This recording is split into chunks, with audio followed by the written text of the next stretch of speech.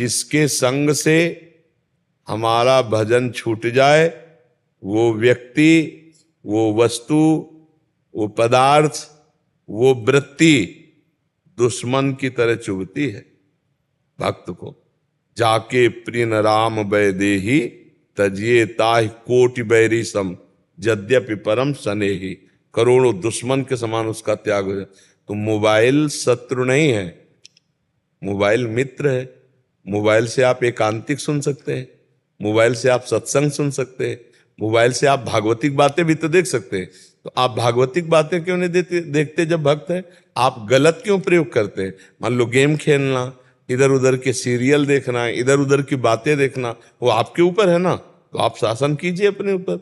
आप इतनी छूट, अरे जब 25 वर्ष 30 वर्ष पहले मोबाइल की रचना नहीं हुई थी, तब क्या भारत ने जी नहीं रहा था क्या कोई?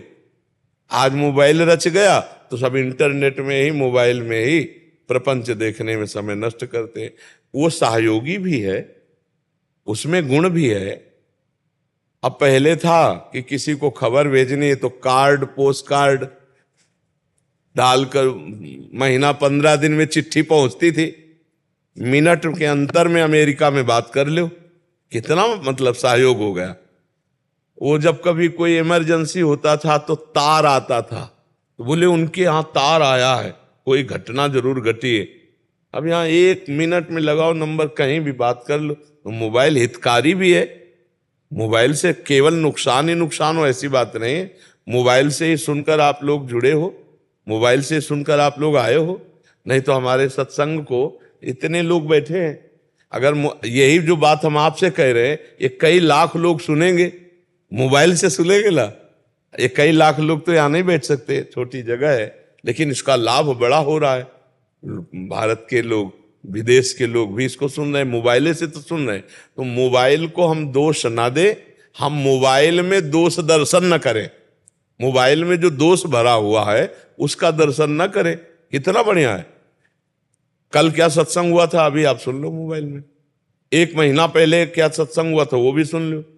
तो मोबाइल बुरा नहीं है, मोबाइल का प्रयोग बुरा आप करते हो तो बुरा है। इसको तो बहुत ये चुभना चाहिए, ये कष्ट होना चाहिए कि अरे यार समय बर्बाद हो रहा। समय से कीमती क्या चीज हो सकता है? ये फिल्म है, ये सीरियल है, नौटंकी नाटक है, ये हंसी मजाक की बातें, हमारा समय बर्बाद हो रहा है। हम नाम जप करेंगे, हम सत्संग सुनेंगे, और जब मन कह रहा है कि हमको ये देखना ही है तो धीरे से बटन स्विच वाली में तुम्हारा अंगूठा जाए, ऑफ कर दिया, नहीं देखेंगे। ऐसे जिद्दी स्वभाव बनाना पड़ेगा। मन कह रहा है अब ये सीरियल देखना है, अब हमको गेम खेलना है, अब हमको ये, हमारा हाथ सीधे ऑफ में जाए, मोबाइल ऑफ कर करके रख दिया, नहीं देखेंगे, राधा राधा राधा राधा। ऐसे लड़ा जाता है। अगर लड़ोगे नहीं तब तो फिर गिरा देगा, फिर धीरे धीरे गंदी बातें देखने लगेगा मन, फिर गंदा व्यवहार आ जाएगा, आ जाता है। हमको केवल जितना सुनना है उतना सुनना है, इसके बाद उसको बंद करके रख देना है। ज्यादा मोबाइल का प्रयोग, कुछ लोग तो लगे ही रहते हैं मोबाइल में, बात कर रहे हैं तो 20-20 मिनट बात कर रहे हैं मोबाइल से भी। आवश्यक बात बोलो, इसके बाद बंद, राधे श्याम। तो हमें लगता है कि मोबाइल दोषी ही नहीं है, गुण भी है उसमें। गुण को स्वीकार कर लो, दोष का त्याग कर लो। हाँ, बढ़िया बात है। आप वैसे बहुत साधक के लिए महाराज जी बहुत एक दुश्मन की तरह हो गया हमारे जी। हाँ, सबसे बड़ा दुश्मन हो गया महाराज जी। बाहर के संग से बच सकते हैं, बट इतना प्रपंच हो गए, रील्स वगैरह इंस्टाग्राम आदि, हमसे बच्चे मिलते रहते हैं, एक रील में घुस गए तो देखो, एक दृश्य अजामिल ने देखा जंगल में, बस उसी दृश्य ने अजामिल को बेविचारी बना दिया। अब मोबाइल में हर दृश्य है, आप जो सर्च करो वो सब आ जाएगा। अगर ऐसे दृश्यों को देखें नौजवान तो उनकी हालत क्या हो जाएगी। तन्मयता आती, जो हम सुनते हैं, जो हम देखते हैं, उसी में हमारा मन राजी हो जाता है।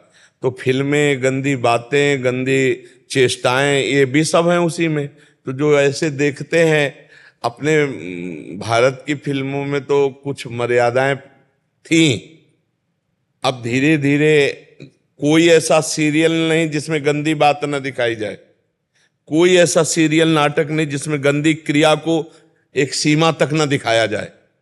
अब वो नए नए बच्चे बच्चियां, परिवार के सदस्य सब, अब वही दिमाग में भरा कि यही सुख है। और अब वो उसको और खुला सर्च करें तो विदेशों में खुला बातें हैं, अपने यहाँ तो थोड़ा मर्यादा भी है। अब वो जब विदेशी बातें देखेंगे तो दिमाग में वही भोग वासनाएं जागृत होंगी और साधक नष्ट हो जाता, बहुत बुरी तरह नष्ट हो जाता है। आज साधुता बचाना बहुत कठिन है, क्योंकि आहार गलत और व्यवहार गलत। जिससे बचने के लिए हम बाबा जी बने, किससे बचने के लिए? संबंधों से, प्रपंच से, संसार से, और वो सब उसी में भरा हुआ है। न जाने कितने फोन नंबर, न जाने कितने से परिचय, न जाने कितनी प्रपंच। तो अब आए थे भजनन को औंटे लाख कपास, यही माया में फिर उसी में फंस गए। चिंतन खाली ने हमने देखा है, कुन्न कुन्न हो रहा है। यहाँ छाती से लगाए हैं मोबाइल, छाती से, वैसे जैसे भगवान की छवि, ऐसे छाती में मोबाइल लगा हुआ है। रात में सो रहे हैं, कानों में वो लगा हुआ है, छाती में मोबाइल रखा हुआ है ऐसे। अब कब भगवान का चिंतन करेंगे? यही तो चिंतन के लिए एकांतिक समय होता है, सोते जागते उठते बैठते चलते भगवान। अब चल भी रहे हैं तो मोबाइल नहीं, कितना बहिर्मुख जीवन कर देता है। तो हमें बहुत सावधान रहना, काम उससे जो लेना वो काम लेकर उसका स्विच ऑफ कर देना है। बहुत सावधानी की जरूरत है, नहीं मोबाइल से बहुत समय बर्बाद होता है। जैसे आपने जो नियम दिए हुए हैं वो जैसे ही नियम पूरा होता है या उससे अधिक समय मिल जाता है, क्योंकि एकांतवास मिलता है, तो जैसे ही नियम पूरा होता है और मन इतना प्रचंड वेग करता है कि बस अब भले ही 2 मिनट के लिए मोबाइल देख लो, कि अब नियम पूरा हो गया है तो अब 2 मिनट के लिए मोबाइल। वैसे एक नियम हम दिया जो कभी पूरा नहीं हो सकता है, हर श्वास नाम जप करना। ये हम सबको दिए कि 11 माला, ये तो प्रारंभिक साधन के लिए है, लेकिन हर श्वास नाम जप करना।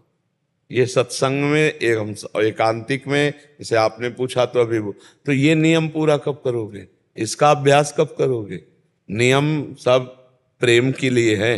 अगर प्रेम न उत्पन्न हुआ तो नियम का मतलब क्या रहा? और जो मंत्र, जो नाम हर समय चलाया जाता है, उसी से प्रेम प्रकट होता है। तो आप खाली बैठने का स्वभाव ही मत रखिए। हमारा नियम है, हम हर श्वास नाम जप करेंगे। हम जिंदगी में माला से जप किया है, गुरु जी ने जब गायत्री अनुष्ठान दिया था और कुछ नियम तक माला लिए। इस बार हमारा जिंदगी में एक ही लक्ष्य रहा है कि हम 1 मिनट भगवान का विस्मरण नहीं होने देंगे, इसलिए माला भी नहीं। उठते बैठते चलते फिरते हर समय नाम, हर समय मंत्र। तो हमें फुर्सत नहीं मिली, हमें समय नहीं, तो अभ्यास किया। साउंड चल रहा है, हमारा नाम चल रहा है। तुम्हें बैठकर हम उपदेश कर रहे हैं, हमारा नाम चल रहा है। हम तुम्हारे मस्तक में ही नाम लिख रहे हैं। अभ्यास करना। अगर हम नाम भूल गए, अभी मर गए, तो अभी दिल फेल हो गया तो हमारा जीवन तो बर्बाद हो जाएगा। हर समय भजन, पता नहीं कब मृत्यु आ जाए। थोड़ी देर मनोरंजन करो मन का, किसमें? संतों की बातों में, संतों के संग में। सत्संग चला लिया, एकांतिक सुन लिया, या भगवान की कोई परम पवित्र लीला कथा। जैसे हम कहते हैं कि रामायण आप देख लो, आपकी हानि नहीं होगी।